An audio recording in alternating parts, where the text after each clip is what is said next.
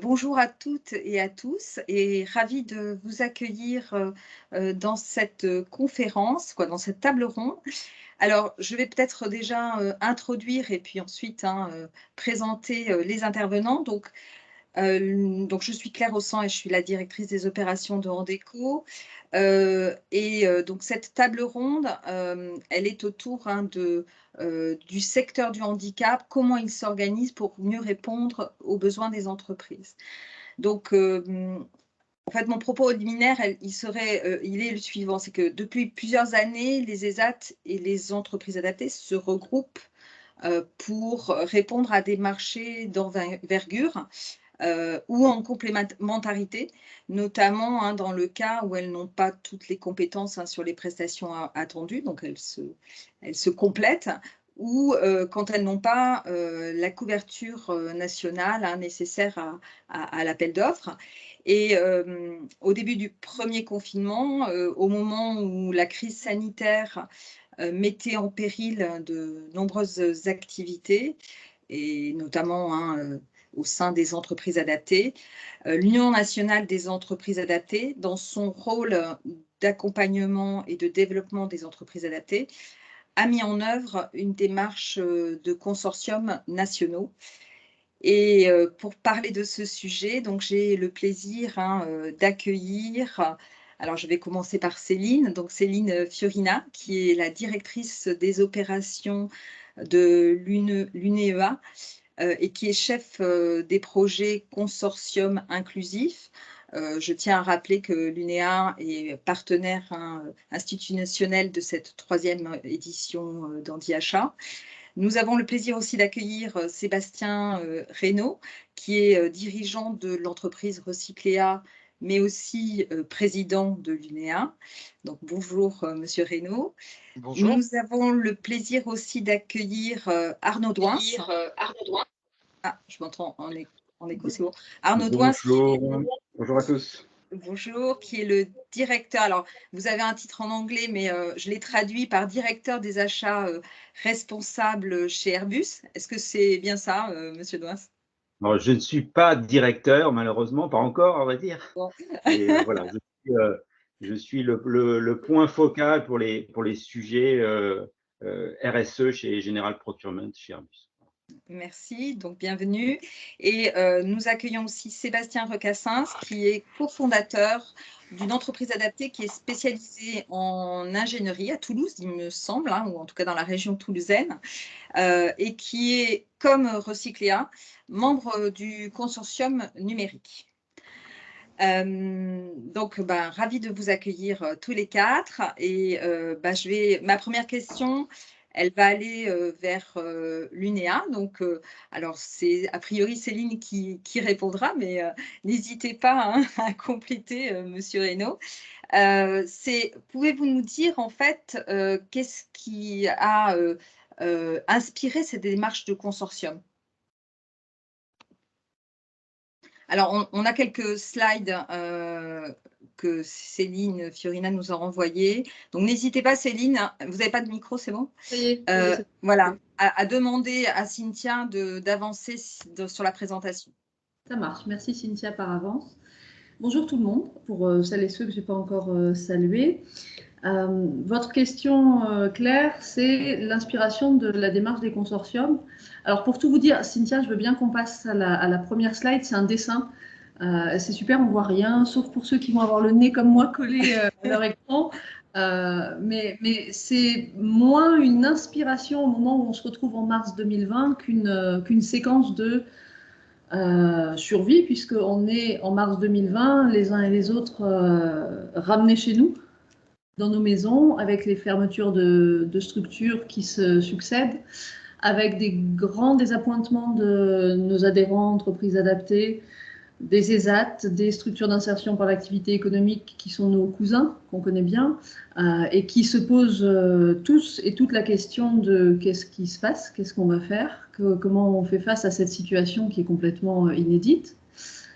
Donc là, on n'est pas du tout en train de parler de consortium, Claire, à ce moment-là. On est en train de parler de « OK, réorganisons-nous en urgence face à une crise dont on ne connaît pas du tout la nature, la durée, et qui nous oblige à avoir des comportements d'ajustement et d'adaptation. Donc c'est un petit peu le petit dessin que vous avez en haut à gauche, c'est qu'on est face à cette crise en train de se dire, OK, on va faire face à une guerre éclair, et dans cette guerre éclair, notre mission à nous, UNEA, c'est de soutenir nos adhérents, d'apporter du service et d'essayer d'être à l'endroit où on a besoin de nous. Donc être à l'endroit où on a besoin de nous à ce moment-là, c'est apporter du conseil juridique, parce qu'il y a beaucoup de dispositifs qui se mettent en place, le chômage partiel, les PGE et d'autres. Apporter des éclairages sur les conditions de fermeture des établissements, les sujets de contraintes sanitaires. Donc, c'est vraiment apporter du soutien à nos adhérents. Dans cette période-là, on n'est pas trop en train de parler de consortium.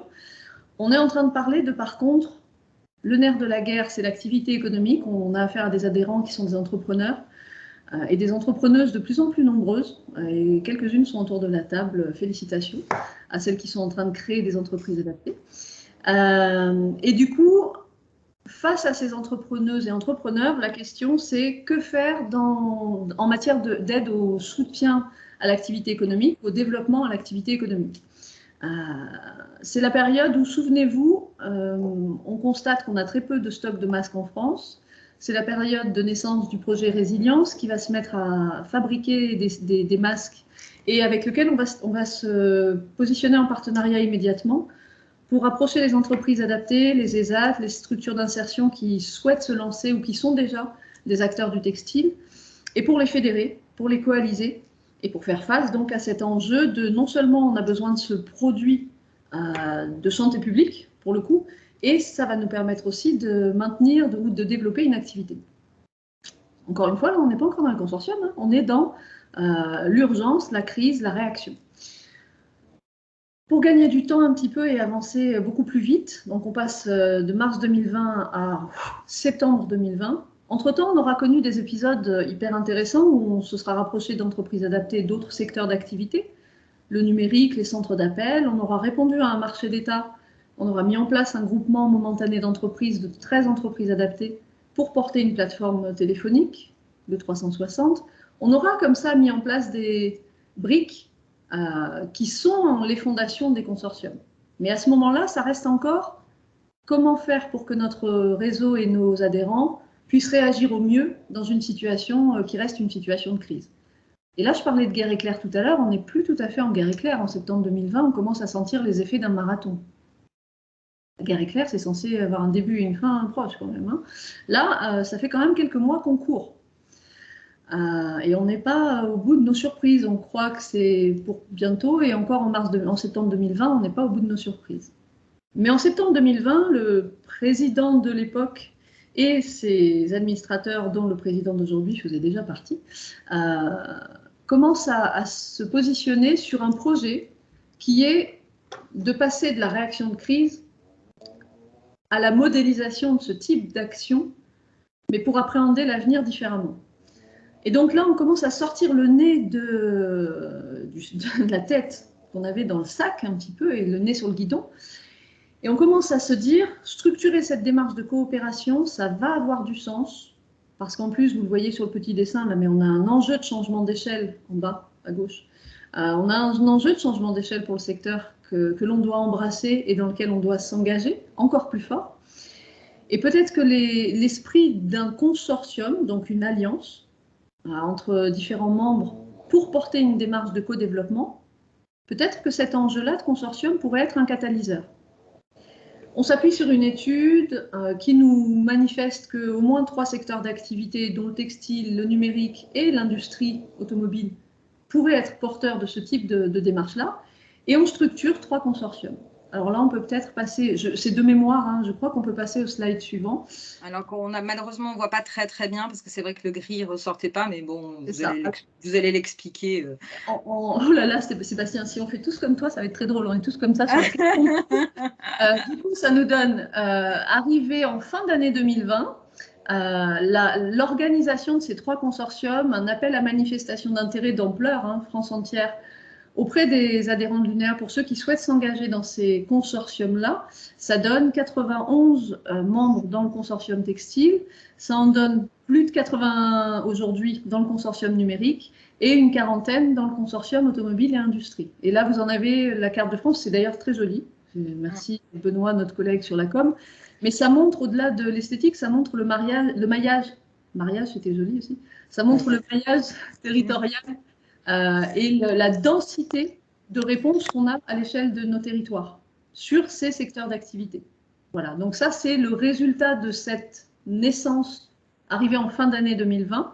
Et peut-être le slide suivant, ça nous permet de nous rendre compte qu'on est organisé, si Cynthia est OK, voilà, sur 3 grands métiers qui sont en haut à ma gauche le secteur de l'industrie, en haut à ma droite, j'aime bien quand c'est une femme qui montre à un monsieur comment on se met autour d'une machine à coudre, et en bas à droite le secteur du numérique. Si on zoome un tout petit peu plus sur le slide suivant, ces 3 consortiums, alors là on y voit encore moins. Ouais, je suis désolée, c'est vrai qu'on n'a pas été très bon. Vous pourrez les diffuser. Oui. D'ailleurs, on a de très jolies plaquettes qui viennent d'être finalisées qu'on pourra vous partager. On est donc aujourd'hui organisé sur ces 3 grands secteurs d'activité et on est sur ces métiers-là. Donc avec le textile, on a débordé la production des masques pour aller vers la production d'autres types d'articles, vers des sacs, vers des t-shirts, vers du linge de maison. Vient de sortir un gros appel d'offres sur lequel on est en train de s'organiser avec tous les membres du consortium sur les kits maternité, peut-être que vous en avez entendu parler. Dans le numérique, on est aujourd'hui sur des entreprises adaptées qui se positionnent sur les métiers du testing, du monitoring, du support, de l'ingénierie, sur les centres de services. J'en oublie quelques-uns, mais on est sur ces métiers-là, et sur le réemploi, bien sûr, on est sur ces métiers-là, essentiellement. Et dans le secteur de l'automobile, on va être sur des métiers liés au câblage, liés à d'autres métiers qui sont plus au cœur de l'industrie sur des prestations de services et sur des métiers liés au transport. Voilà. Donc on est organisé aujourd'hui sur ces grands sujets-là. Ça, c'était pour raconter rapidement la naissance des consortiums. Peut-être qu'on peut répondre du coup à vos questions ou faire témoigner nos... Oui, faire témoigner. Moi, j'avais envie de vous poser, alors peut-être avant d'avancer et de passer la parole aux autres, mais merci en tout cas pour cette historique. Et en tout cas, on a bien vu les 2 grandes étapes. Hein. Il y a eu réagir à la crise, accompagner, soutenir, et puis ensuite co-construire avec cette démarche. Donc là, peut-être la question, quand j'aurai 2 questions encore pour vous, une et un, c'est quelle est l'ambition de ces consortiums et comment, en fait, et quel est votre rôle, vous, l'Union nationale des entreprises adaptées, dans ces consortiums, parce que, comme je le disais en propos liminaire, les groupements, ça existe depuis longtemps, et puis on le voit bien effectivement quand il y a eu la crise, les groupements se sont formés. Donc voilà, quelles sont les ambitions, les objectifs, et puis quel est votre rôle, vous, dans ces consortiums, et quelles sont les parties prenantes, parce que ça me permettra aussi après de faire le lien avec nos autres intervenants.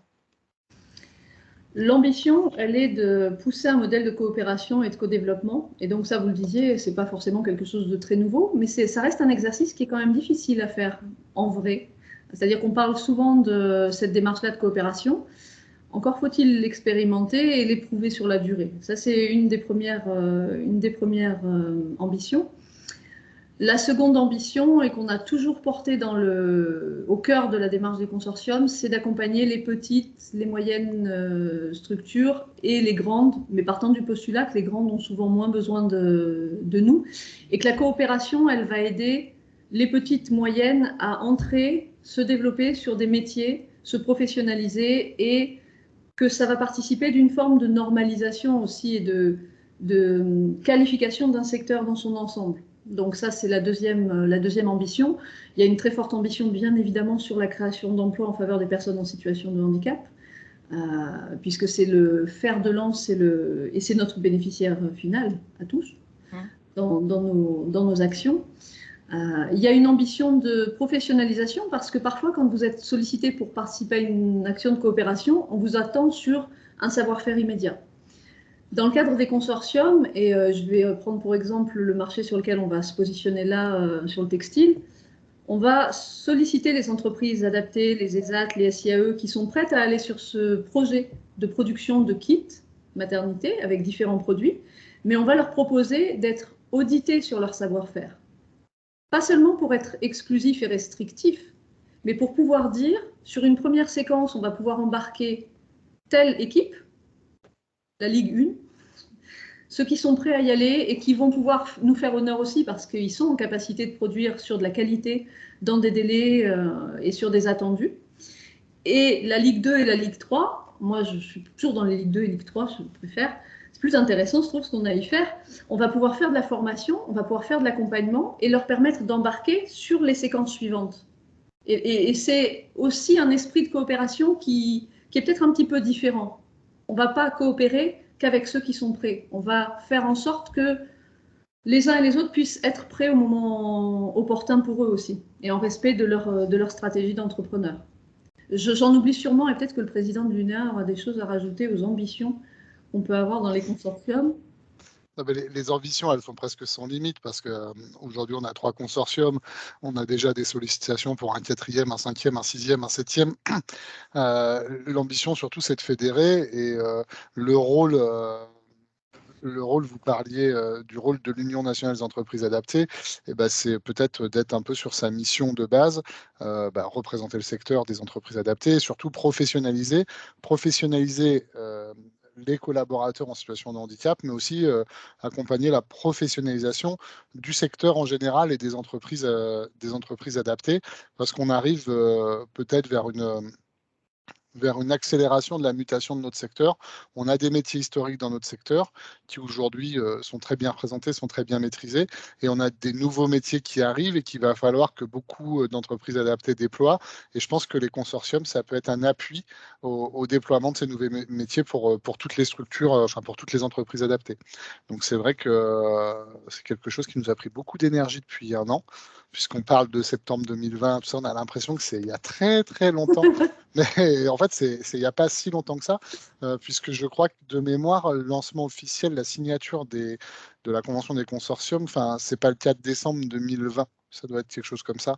Et on est qu'un an après. Et voilà, aujourd'hui, on a beaucoup d'entreprises qui sont embarquées. On a eu beaucoup d'activités, on a beaucoup de projets sur le consortium textile, c'est celui-là qui a le plus de concret.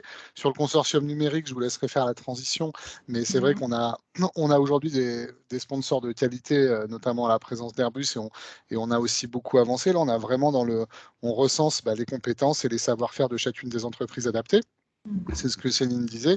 Et sur le consortium qui était à la base consortium automobile et qui est devenu industrie et automobile, c'est celui-là où aujourd'hui, malheureusement, le secteur est frappé de plein fouet par une crise autre que la crise sanitaire, qui est la crise des semi-conducteurs, et du coup, il a pris un peu plus de retard, mais on a quand même quelques beaux projets là qui arrivent. Donc voilà, on va se concentrer sur ces 3-là, et je pense que ça peut être la naissance. En tout cas, l'idée, c'est de coordonner la naissance d'autres consortiums. L'UNEA va pas être en pilotage, je ne sais pas si c'est le terme, en tout cas en exclusivité de lancer des consortiums. Il peut y avoir des consortiums régionaux, il peut y avoir des consortiums d'entreprises adaptées. Nous, ce qu'on peut apporter en fait autour de ces groupements, c'est vraiment la professionnalisation, l'ingénierie de formation, de la coordination, et dupliquer ce qu'on a fait sur ces 3 premiers grands consortiums. Merci de ce propos. Alors justement, on parlait donc des 3 consortiums et des parties prenantes, et notamment, alors si on regarde le consortium numérique, puisque parmi les parties prenantes, bien sûr, il y a les entreprises adaptées, mais aussi pour piloter ces consortiums, vous avez des sponsors. Et sur le consortium numérique, qui fait plus de 80, je voyais les chiffres tout à l'heure, plus de 80 entreprises adaptées. Il y a de grandes entreprises comme Airbus hein, qui ont accepté d'être sponsors et d'accompagner hein, cette démarche de consortium. Donc, Monsieur Douin, je voulais vous demander effectivement qu'est-ce qui a motivé votre engagement et donc peut-être déjà présenter un petit peu, bon, pas Airbus, parce que je pense que tout le monde connaît, mais en tout cas peut-être tout ce que vous faites hein, depuis des années auprès du secteur du handicap et nous parler effectivement de pourquoi vous avez rejoint ces consortiums et quelle a été votre motivation. D'accord. Alors, je vais essayer de vous l'expliquer assez simplement. Donc, chez Airbus, ça fait déjà pas mal d'années hein, où on est j'ai envie de dire, moteur où on a voulu développer le business avec les secteurs adaptés et protégés. Ça a été vraiment lancé sous l'impulsion du directeur des achats généraux en 2011. Juste pour vous donner quelques chiffres de façon macro, à l'époque, en 2011, on dépensait à peu près 8 millions d'euros avec les EA et ZAT. Voilà. Et donc, sous cette impulsion, il y a une personne qui a été nommée à temps complet pour essayer de développer justement donc, le business avec les EA et ZAT. Et on est monté à plus de 50 millions d'euros de chiffre d'affaires en 2019.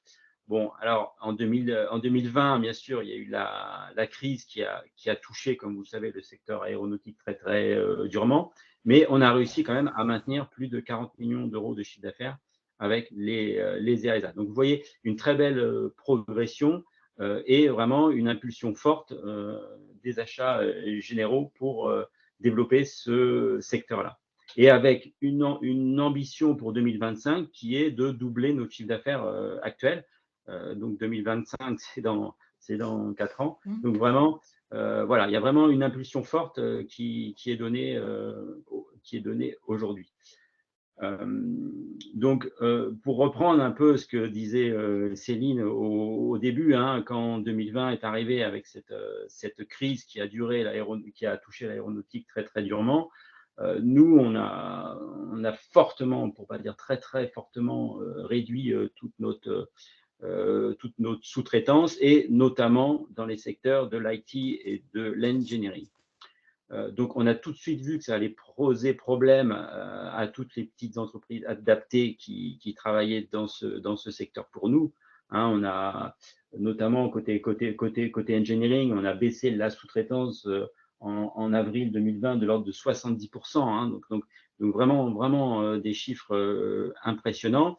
Et donc là, on a très vite été en contact avec le président de l'UNEA, avec le ministère du Travail et également pour voir comment avec eux on pouvait faire pour soutenir ce secteur-là. Donc, c'est pour ça que quand l'UNEA est arrivé, on va dire, autour de fin 2020, en nous disant, ben voilà, qu'est-ce que vous en pensez? Nous, on pense créer un consortium dans le secteur du numérique. Ça nous a très vite intéressés parce que d'une part, pour nous, c'était une levée de risque. Hein. Pour tout vous dire, nous, on avait un risque chez Airbus qu'on avait identifié clairement, ce qui était, attention, il y a des entreprises adaptées qui risquent de faire faillite en 2020 ou en 2021. Donc, on a eu quelques actions de mitigation de ces risques où on a passé quelques petites commandes à droite, à gauche pour essayer de maintenir à flot ces entreprises-là. Mais voilà, donc pour nous, le consortium est une très bonne réponse parce qu'on pense, même depuis plusieurs années, qu'il y a vraiment un besoin dans ce secteur-là de massification. Voilà. Et donc, le consortium est une réponse à ce besoin de massification. Voilà. Après, le consortium nous intéresse aussi à plusieurs titres. Donc, Céline et Sébastien en ont déjà parlé. Pour tout ce qui est montée en compétences des entreprises adaptées, pour nous, c'est très important. On voit qu'il y a quelques entreprises adaptées aujourd'hui qui sont vraiment très, très compétentes et qui font vraiment du très, très bon travail. Il y en a d'autres qui sont un petit peu plus loin. Et, voilà, on parlait de Ligue 2, Ligue 3. Mais c'est vrai, et c'est vrai que c'est bien d'avoir quelques leaders qui soient capables de tirer les autres et de les faire monter en compétences. Donc, on pense qu'en mutualisant tous les moyens grâce à ce consortium numérique, on doit pouvoir effectivement créer des centres de formation qui vont permettre aux EA de monter en compétences et, voilà, et de pouvoir répondre favorablement à nos appels d'offres. Voilà. Et peut-être le dernier point, si je peux en dire deux mots, c'est oui, bien sûr. Côté informatique, on a eu un chef de domaine qui a lancé le projet qu'on a appelé Social Onshore. Et en fait, l'idée est très intéressante dans le sens où donc c'est tombé pendant le Covid. Les achats Airbus demandent à leurs fournisseurs prime, on va dire, on demande à nos grands fournisseurs de faire des taux de offshore, donc en Inde et en Chine, dans les pays bas coût, très significatifs, notamment dans l'informatique.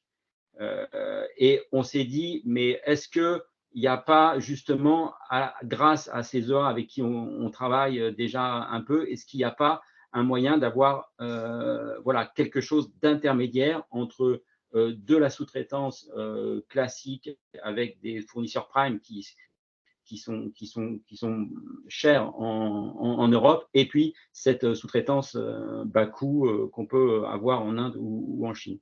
Et de là est né ce projet de Social Onshore.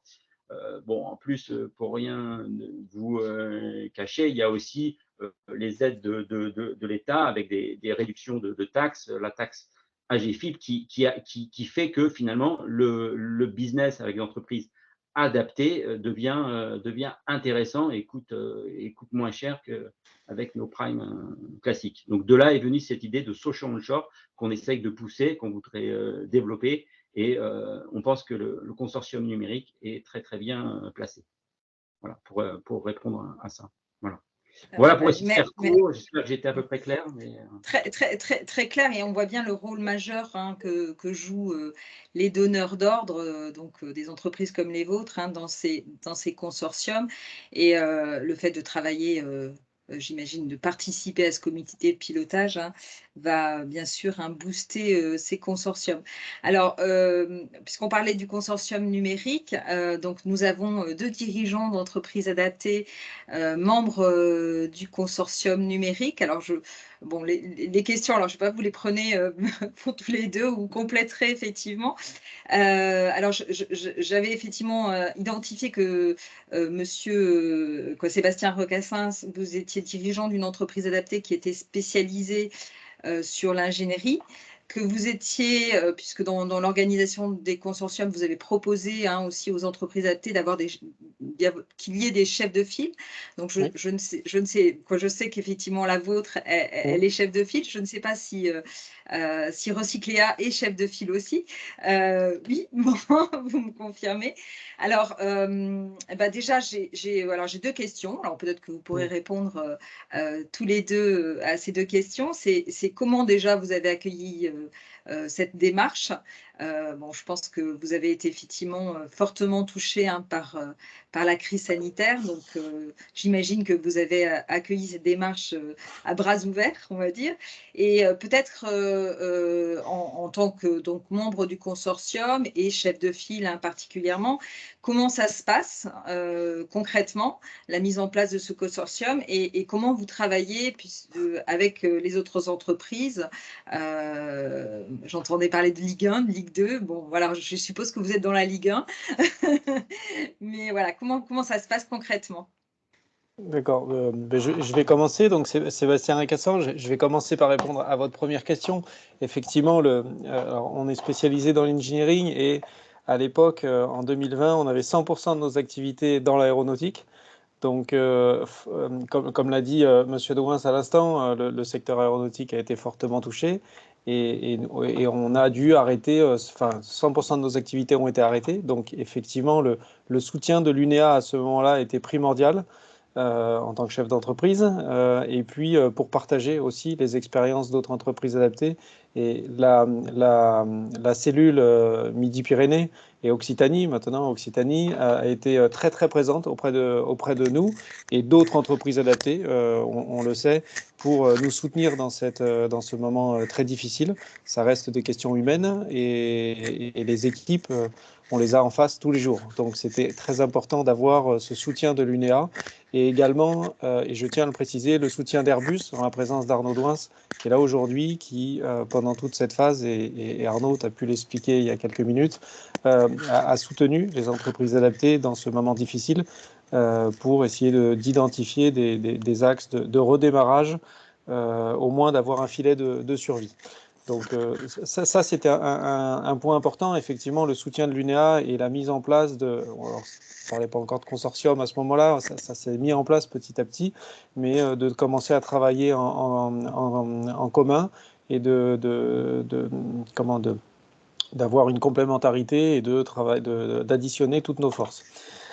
Par rapport à votre deuxième question, comment ça se passe? Alors, il y a des têtes de file, voilà, vous l'avez précisé. Donc, il y a eu un choix de têtes de file pour, comme le disait M. Douins, souvent des têtes de file qui connaissaient le métier, qui connaissaient l'environnement, qui connaissaient le client, qui connaissaient les spécificités aussi des marchés pour pouvoir adresser dans un premier temps, comme l'a dit Céline, en tant qu'équipe de Ligue 1, pouvoir adresser les activités et d'avoir une satisfaction, une qualité de prestations. Ça, c'était important parce que la qualité le succès des consortiums passera par la qualité de notre travail. On reste une entreprise et nos clients attendent une qualité de prestation. Donc, il y a des têtes de file qui ont été sélectionnées par l'UNEA. Il y a des entreprises adaptées qui ont volontairement se sont présentés pour être tête de file et travailler dans ce consortium. Et puis, comment ça se passe? Alors concrètement, on se réunit toutes les semaines autour de l'UNEA, donc de Céline, du responsable du consortium numérique, je parle pour le consortium numérique, d'Arnaud Douins qui représente le Airbus General Procurement, et puis des acteurs de l'UNEA autour de la formation et de l'accompagnement à la montée en compétences, et des têtes de file. Lors de ces points, le travail, c'est d'identifier les opportunités marché, de travailler aussi à l'identification des besoins en termes de compétences, et puis de construire une réponse, de proposer une solution à nos clients par rapport à des réponses à appel d'offres qui pourraient arriver autour de plusieurs entreprises adaptées. Souvent, on va être à 3, 4 entreprises adaptées. Alors, dans un premier temps, autour d'entreprises adaptées, on va dire Ligue 1, comme je reprends les mots de Céline. Et dans un second temps, c'est de pouvoir amener des entreprises adaptées qui sont plus éloignées de notre métier et de les amener à monter en compétences sur nos métiers. Ça, c'est un point qui est essentiel. C'est que les entreprises tête de file s'engagent à pouvoir accompagner d'autres entreprises adaptées. Et alors, ce qui est même intéressant, c'est qu'entre têtes de file, on s'accompagne aussi parce qu'on a une vraie complémentarité de compétences. Si je parle, moi, de mes ingés, de mes équipes, ce sont 100% d'ingénieurs. Il y a d'autres entreprises adaptées, on va plus retrouver des techniciens. C'est identifier les marchés pour que toutes les entreprises adaptées puissent y répondre. L'objectif, c'est pas de répondre à un marché où il n'y a qu'une seule entreprise adaptée en France qui peut répondre. Ça n'a pas de sens. Il faut avoir des perspectives et une vision pour que plusieurs entreprises adaptées, avec une complémentarité de compétences, puissent adresser ces marchés. Ça, c'est un point essentiel. Et puis, de manière pragmatique, à peu près de manière mensuelle, il y a une présentation de l'UNEA et des consortiums à toutes les entreprises adaptées qui font partie du consortium. Donc, c'est souvent une tête de file qui va présenter l'avancement avec l'UNEA, et c'est l'UNEA qui coordonne et qui est un peu maître de cérémonie sur ces présentations à l'ensemble des entreprises adaptées pour que certaines entreprises adaptées qui sont aujourd'hui peut-être en Ligue 2 ou en Ligue 3, alors à Toulouse on dirait Pro D2, voilà, plutôt que Ligue 1, mais pour que ces entreprises puissent se rapprocher de l'UNEA en disant j'aimerais demain faire partie du top 14 ou de la Ligue 1 et comment je peux le faire et à quelle échéance je peux le faire. Et là, donc, toute la mécanique toute la mécanique de l'UNEA là, se met en marche pour, avec le référent formation de l'UNEA pour accompagner ces entreprises avec l'implication, évidemment, des entreprises tête de file. Très bien. Voilà, alors ce qui est important également, et ce qu'on partage, c'est aussi la capacité de chaque entreprise à vouloir adresser ces marchés-là. Je pense que Céline et Arnaud l'ont partagé. C'est la capacité à nos entreprises demain à se transformer, à devenir beaucoup plus industrielles. Pourquoi? Parce que nos clients, qui sont souvent des clients industriels, attendent de la qualité, attendent de la récurrence dans notre qualité, et attendent qu'on organise nos entreprises pour être vraiment d'un niveau industriel et plus dans un monde de bon, on travaille avec une entreprise adaptée, c'est sympa, mais voilà. Aujourd'hui, on attend de la qualité et c'est ce qu'on veut aussi en tant qu'entreprise adaptée. On veut être vu comme une entreprise avec nos qualités, avec on attendra la même performance technique qu'une autre entreprise. Et évidemment, on travaille la question du handicap, et évidemment, on travaille la question de l'inclusion. Ça, c'est les questions qu'on travaille au quotidien. Et pour répondre à ces gros appels d'offres, comme l'a dit M. Douin tout à l'heure, c'est des gros appels d'offres, il faut pouvoir se structurer de manière industrielle et être capable d'avoir les mêmes process et les mêmes méthodes que tout un chacun. Et donc, la force, on va dire, par rapport à une entreprise, on va dire, d'une PME, par exemple, d'une PME toulousaine, parce que je suis toulousain aujourd'hui, l'avantage du consortium, c'est qu'on peut aller chercher des compétences au niveau national. Et une entreprise qui fait partie du consortium, qui travaille à Orléans ou à Lille, aura un vivier de compétences sur sa région. Et donc qui pourra en faire bénéficier un client, Airbus par exemple, qui est basé à Toulouse. Ça, c'est une question qui est importante. Dans le monde du handicap, on a souvent, et c'est normal, des personnes qui ne peuvent pas bouger de leur ville ou qui ne veulent pas parce qu'ils ont leur vie, leurs soins, leurs praticiens, et c'est essentiel qu'ils restent dans cet environnement où ils sont confiants, où ils sont beaucoup plus sereins. Et il faut le prendre en compte. L'avantage du consortium, c'est que du coup, on se coordonne pour pouvoir travailler à distance et qu'une tête de file puisse mettre à disposition des services informatiques pour que l'activité puisse se faire à distance et pas forcément près du site client. On l'a vu tout à l'heure là sur la carte que projetait Céline, c'est qu'effectivement la force de ces consortiums, c'est aussi d'être surtout le territoire et donc de pouvoir répondre. Monsieur Reynaud, vous avez peut-être un complément à apporter à ce que vient de dire Monsieur Recassens sur le concret, en tout cas, comment ça se passe concrètement. Et puis, il y avait peut-être une question, alors parce que je vois l'heure qui tourne, mais ça fait, comme vous disiez, alors peut-être il y aura des questions, mais ça fait 1 an que la démarche a été lancée. Donc, sur le consortium textile, on a bien vu que ça avançait bien. Maintenant, voilà, sur le consortium numérique, est-ce que les entreprises sont au rendez-vous? Donc, Airbus, Oui. A priori, oui. Et est-ce que ça s'est traduit aujourd'hui par des gros marchés, par de l'emploi, parce que effectivement la finalité des ambitions, c'est l'emploi, c'est la montée en compétences. Donc, est-ce que ça a une vraie traduction aujourd'hui, même si on n'est qu'à 1 an de la signature? Alors, je vais répondre en 2 temps. La première, en répondant à Sébastien. Nous aussi, on est encore en top 14 du côté de Clermont, parce qu'il est toulousain. On est moins bien embarqué que vous, mais bon. Après, dans ce qui apporte le consortium, en tout cas à mon entreprise adaptée, et je pense qu'il y a aussi une demande de nos donneurs d'ordre, en fait, on dérisque.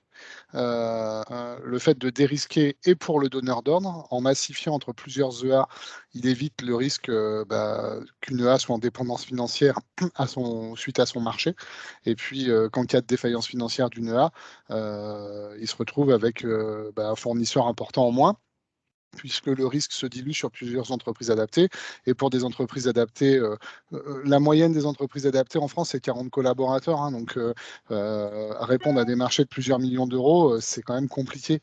Donc, quand on est plusieurs, on peut diluer le risque et c'est toujours un plus.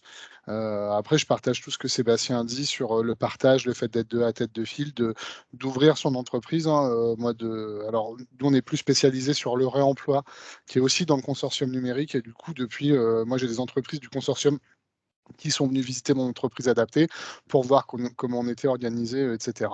Alors, les consortiums ont 1 an. il y a un an, déposé les dossiers de demande de consortium. La démarche en elle-même, à part le textile qui avait déjà commencé de produire avant que le consortium existe, elle s'est vraiment structurée depuis le mois d'avril-mai, avec la période estivale où on a un peu coupé. Aujourd'hui, en termes de gros contrats, alors on a beaucoup de visions chez Airbus. On a aussi d'autres entreprises, notamment une SS2I qui s'appelle SCC, qui est venue en tant que mécène du consortium, donc qui va commencer de travailler peut-être aussi avec nous dans l'opérationnalité et dans l'apport de futurs projets. On a le projet GME 360 qui est effectif et qui fait travailler 13 entreprises adaptées. Et après, on est comme n'importe quelle organisation d'entreprise. On est en chasse de contrats possibles. On a des discussions sur la partie emploi avec les services des achats de l'État, puisqu'il y a la loi AGEC. Pour l'instant, en concret, en essai de transformer, on n'a pas un bilan là à produire qui est aussi pléthorique que celui du textile. Mais contrairement au début de la démarche par rapport au mois d'avril, là, on est vraiment dans la concrétisation des choses et on va. Alors, je pense que ça va être difficile d'y arriver. Lors du Disability Forum d'Airbus, on avait eu la volonté de signer un premier accord cadre avant la fin de l'année. Mais malheureusement, on est bousculés tous les uns les autres avec le temps et puis les crises sanitaires qui s'enchaînent. Et voilà. Mais je pense qu'on va arriver à l'aboutissement de signature de premier accord cadre tout de suite en début d'année, n'est-ce pas, Arnaud? Je vais lui laisser prendre la parole. T'es en mute, Arnaud, t'es en mute. Voilà, il va falloir répondre. Oui, non, j'espère qu'on va pouvoir rapidement signer un accord cadre. Après, c'est vrai que chez Airbus, nos appels d'offres, ils sont énormes, ils sont très longs. Un appel d'offres chez Airbus, c'est de l'ordre de 1 an. Donc voilà. Donc le consortium qui s'est mis en place au mois d'avril, qui est vraiment, j'ai envie de dire, prêt à travailler, à répondre à des appels d'offres que depuis 1 mois ou 2. Voilà. Par contre, on commence à avoir en visibilité des appels d'offres sur lesquels, par exemple, les acheteurs qui avant n'étaient prêts à mettre que 5% pour les entreprises adaptées, quand on leur présente le consortium, qu'on leur montre ce qu'ils savent faire, elles nous disent « Ah, mais on pourrait peut-être monter à 30-40%. » Donc, sur des contrats qui sont de plusieurs millions, voire de plusieurs dizaines de millions, ça commence à être très, très intéressant. Et le fait d'avoir ce consortium en visibilité, j'espère bien que début 2022, on va pouvoir signer des choses intéressantes.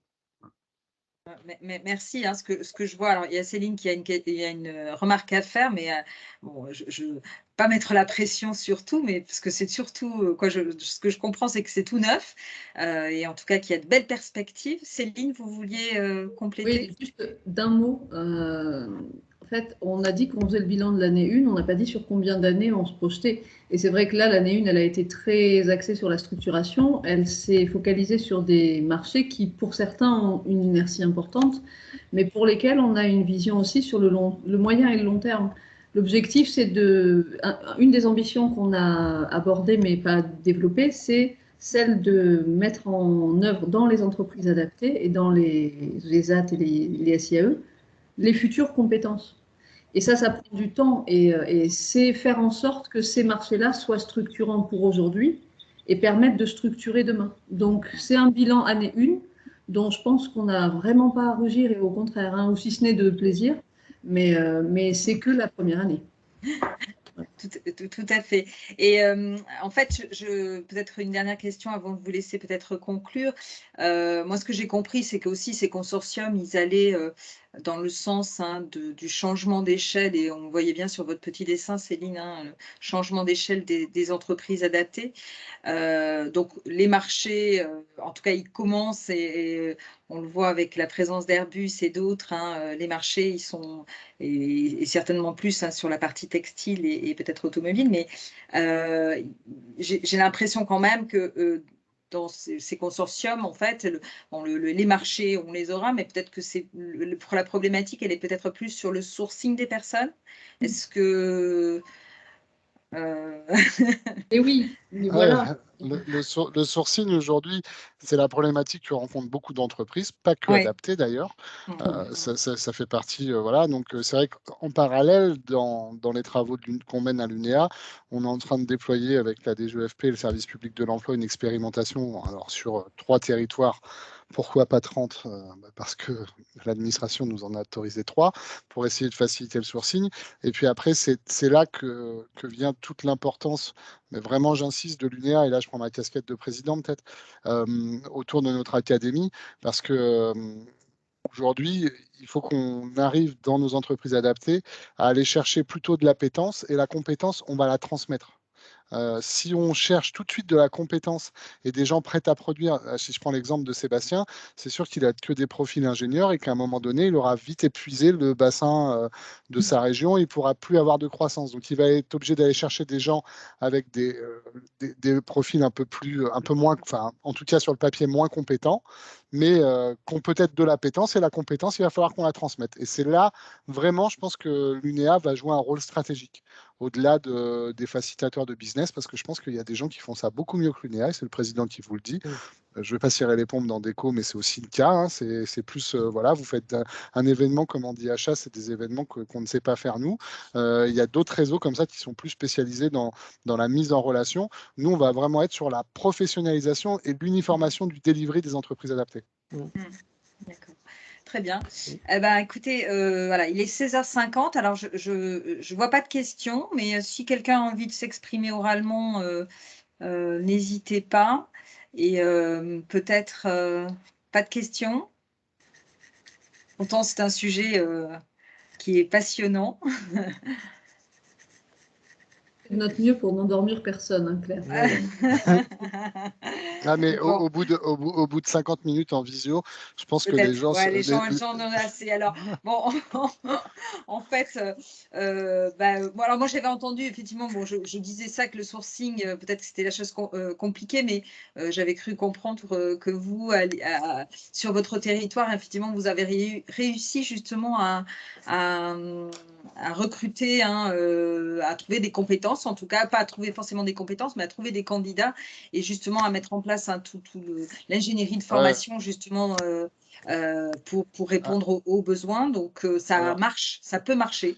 Alors là, c'est vraiment un exemple concret. Je parle vraiment que pour mon EA. C'est vrai que l'activité centre de service, donc du support end user, on l'a démarré, nous, il y a 3 ans, mais de manière totalement opportuniste et totalement confidentielle. Donc au début, on a trouvé des gens qualifiés. Et puis petit à petit, on s'est dit, il n'y a pas beaucoup de gens qualifiés sur notre bassin. Et donc, du coup, on a développé un parcours de formation de 3 mois. Et en fait, j'aime pas ce terme, mais on fabrique nos collaborateurs. En fait, on est parti sur un recrutement alors totalement sans CV, sur de la MRS qu'on a travaillé avec le service public de l'emploi, donc de la méthode de recrutement par simulation. Et les gens arrivent chez nous, on passe par un cursus de 3 mois avant de les mettre en emploi. Après, on les met en emploi, donc on utilise le support du CDD tremplin. Qui nous permet après d'activer du PIC. Et après, une fois qu'ils sont sur nos contextes de support, on vient renforcer la formation avec le PIC-EA.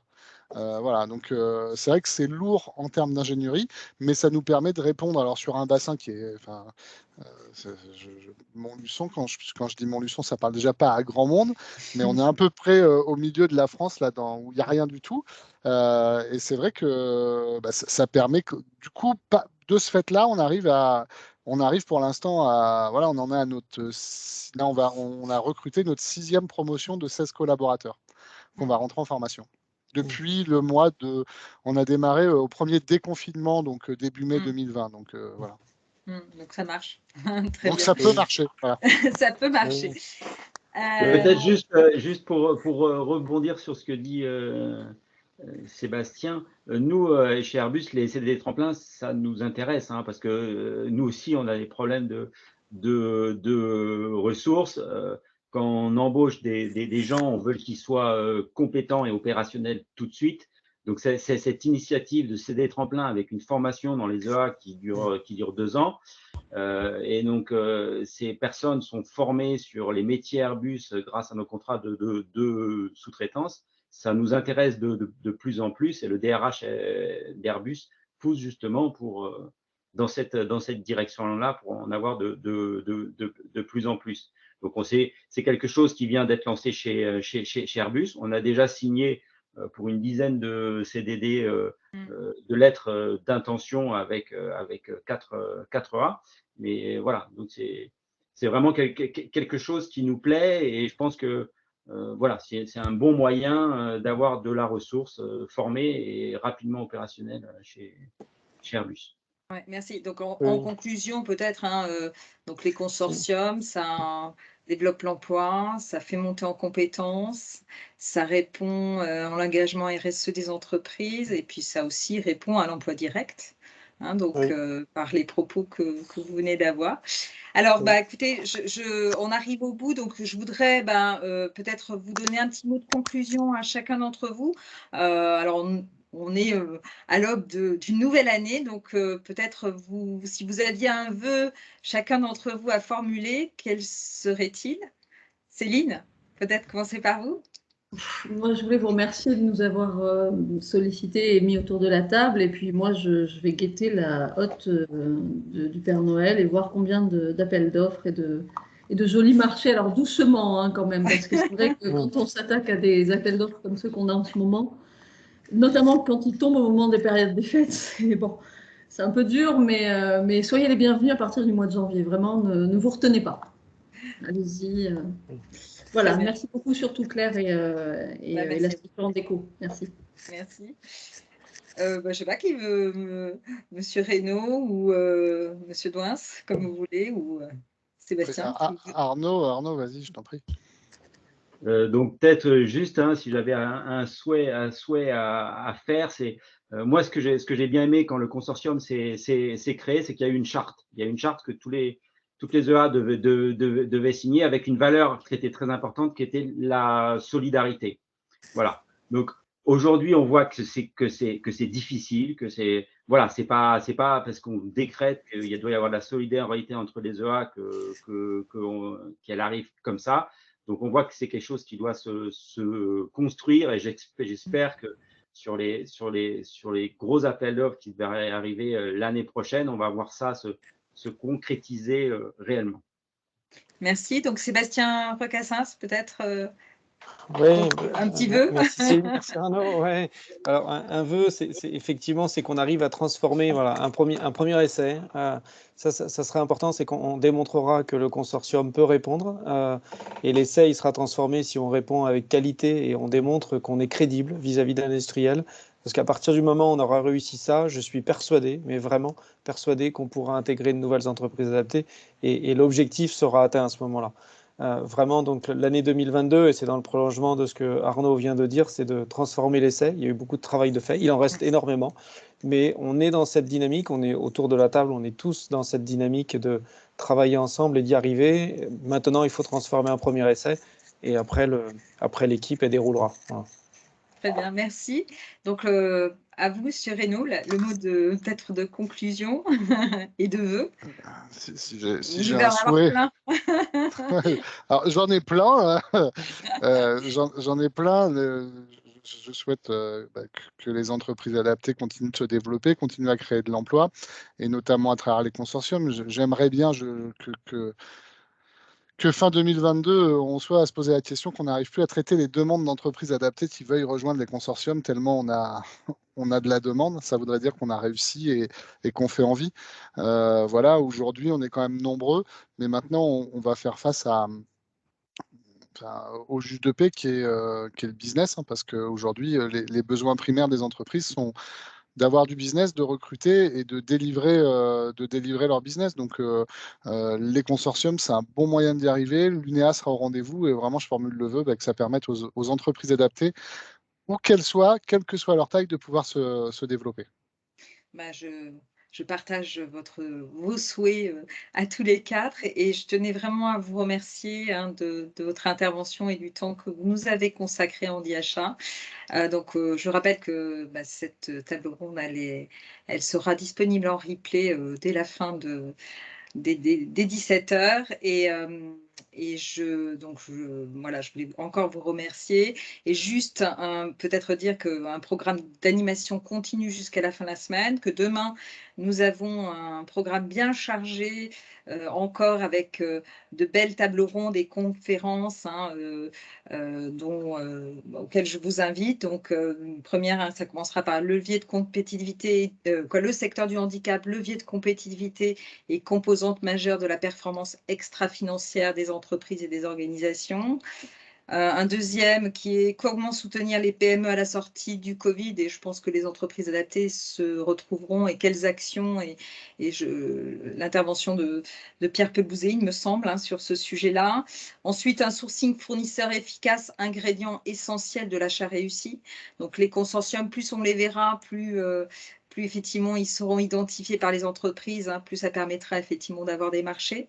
Et mieux connaître le secteur du handicap, l'affaire de tous. On voit bien qu'encore, malheureusement, dans certaines entreprises, le secteur est encore très limité à des activités historiques et qu'on voit bien que toute cette montée en compétences, toutes ces nouvelles activités, elles ont encore qu'on a beaucoup à faire sur ce sujet-là. Donc, merci encore. Je vous souhaite Merci, Claire. une très bonne fin de Merci. journée et puis un beau succès à tous ces consortiums et en espérant qu'il y en ait d'autres qui soient créés par la suite. Très bonne journée, Merci. très belle fin de Merci, journée au revoir. à tous. Merci beaucoup. Merci Merci, beaucoup. Au revoir. Bonne soirée. Merci, bonne soirée.